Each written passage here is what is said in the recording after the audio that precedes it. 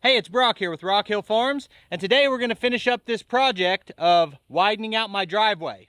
This was a big kind of landscaped rock garden, and I didn't like having it here. I didn't like maintaining it, and I just want crushed driveway stone right up to the house. So yesterday we ripped out all that landscaping with my new rock bucket, and today we're going to finish the job off. So I want to put down a nice geotextile fabric to use as a weed barrier and to keep the rock from just soaking into the ground. My question was kind of how to go about this, because I could scoop out a lot of dirt here and put that fabric down and then just rock flat across, but I think I want to keep that slope that it's already got, and I don't want that fabric being up near ground level where the driveway is, because then you can be just box blading or maintaining your driveway and snag that fabric and make a mess out of it. So on this side, I really want that fabric to be deeper, but I don't on the other side. So I'm kind of going to separate and make a little bit of a trench where the rock and the dirt meet, and have that spot have the rock be a little bit deeper. So what I've got here is a 100-foot roll, 13 foot wide. I got this from Vevor, and I think it said it had a 600-pound tensile strength, maybe 5-ounce material. You know, it serves a couple purposes. The first is obviously it prevents weeds from coming up through the bottom, although eventually you'll have weeds start growing from on top of this. But it does a good job of that. It also keeps your rock from sinking in. Otherwise, soft ground will eat rock. And I'm actually thinking I could start parking my truck right here. I'm not sure if I will or not. I'll have to give that some thought. But anyway, this is supposed to be the good stuff. We'll see how well it holds up. As I say every time, I've got a discount code for Vevor. Saves you 5% on anything you buy from Vevor using my link. I'll put that discount code in the description. The prices on this fabric can get crazy. But I think a roll of this, a 100-foot roll, 13 feet wide, was $150. So, I mean, if you think about it, that's like a full driveway. If you have a 50-foot long driveway, you could double that over, and one roll would cover your entire driveway. I want to make my cut running long way, but first I want to establish the grade I'm trying to maintain by making a hole right here that my track drops down in, and then I can just plow through it.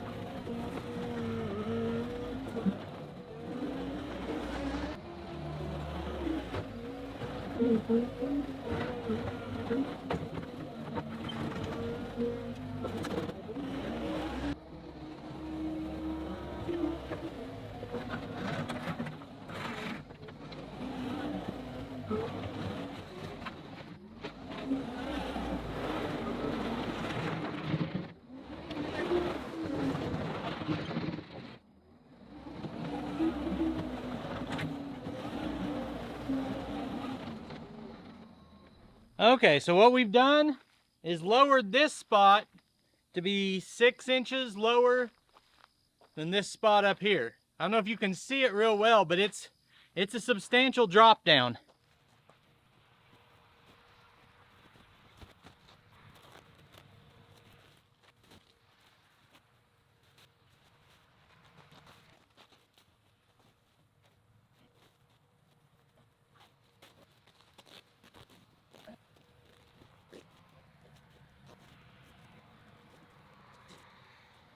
There they go. They just finished baling the hay over here. They got to do the other side. So if anybody's looking to get me something for Christmas, I wear a New Holland 90 horse.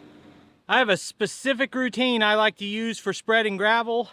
I learned it a few years ago watching Outdoors with the Morgans. Fill your bucket with rock, go to the end of your run, tilt your bucket till you just see a couple rocks come out, and drive backward, just shaking the bucket, and it'll fan itself out. And then you're not trying to spread it while it's bumpy. Works great, especially with the tractor with the 3-point that's gonna pitch all over the place whenever you're spreading. So that's what I like to do, but my concern with this stone is, or with this fabric, is driving across it with a load of stone and a 11,000 pound machine with the bucket and the weight of the rock and the passenger, is that I'm gonna tear the fabric or get it all bunched up. So I was trying to decide, does it matter? Does everyone else just, go across their fabric? And I watched a couple videos on it, and it seems like people are spreading from that side and driving forward. So I'm gonna do it that way too. I was about to start spreading, but I guess I'll show you the rock I'm using real quick first in case you're interested in that. I was planning to use 2-inch clean rock, which means it's only big rocks, no small stuff in it. The guy that delivered this for me asked if it would be okay. He said the rock yard he goes to, what they use for their 2-inch and 2.5-inch rock is 2.5 and smaller. Not a lot of fines in it, mostly clean, but it has a mix of sizes. And he said I'd get a better price on that. So this, they call this 2-inch dirty, but it's not like your regular driveway rock that's full of dust. Then I asked him on the other load for driveway rock, which I think of as being like 1 inch and smaller all the way down to dust. And what I buy from where I go, which is a different rock yard, it's got a ton of dust in it. And so it can be a little bit muddy if it's wet.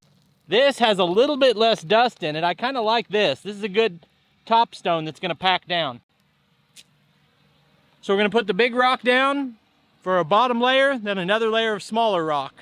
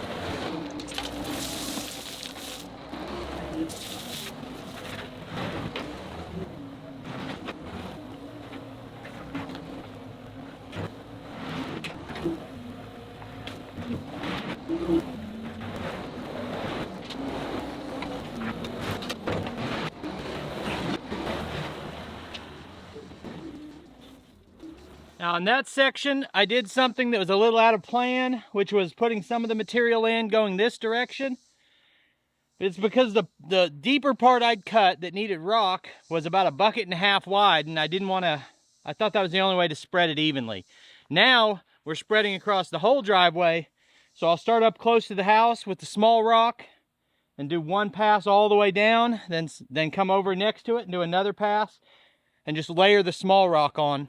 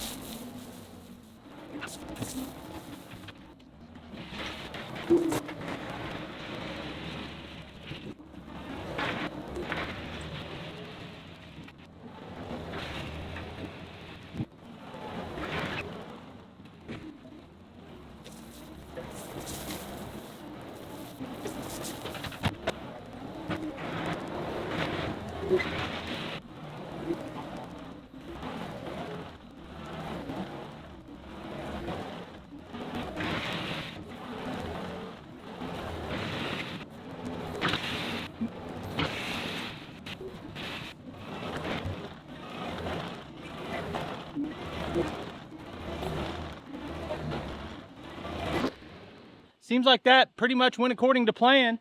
Let's go down and get a look at it from the other end, because all my before shots were from that end. What can I say? I'm happy with it. As always, I'm not an expert on anything I'm doing. If you are and you want to share some information, tell me what I could have done different or better, I don't mind that a bit. Try to be polite when you tell me. I appreciate you taking time to watch the video. I'll put links on the screen to a couple more of our videos, and I'll see you next time.